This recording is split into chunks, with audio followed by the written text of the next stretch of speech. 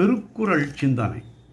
நாயகி ஊடலில் நீட்டித்து காலம் கடந்து நிற்றலைக் கண்டு நாயகன் உள்ளம் கனன்று உரைக்கின்றான்.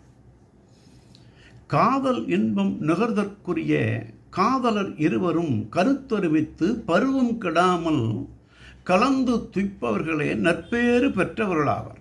அப்பேறு எனக்கு கிடைக்கவில்லை என்று தனது அவல நிலையை நாயகன் நொந்து உரைக்கின்றார்.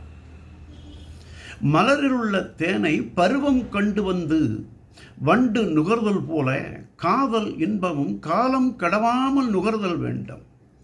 அவ்வாறு காலம் கட்டுவிட்டால் இருவரிடத்தும் அது இன்னாதது ஆகிவிடும்.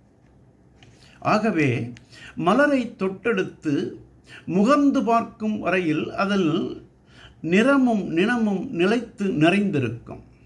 ஆனால் காமம் கருதிய உடனேயே ஒரு கணம் ஓர் ஊழி போல நீண்டு நினம் தீயிலிட்டது போல நிலை குலைந்து போய்விடும் என்றும் அதனை காலம் கடவாமல் கலந்து பயன்கொள்ள வேண்டும் என்றும் காவலன் உரைத்ததாக தெய்வப்புலவர் புணர்ச்சி விதும்பல் அதிகாரத்தில் மலரினும் மெல்லிது காமம் சிலர் அதன் செவ்வி தலைப்படுவார் என்றார்.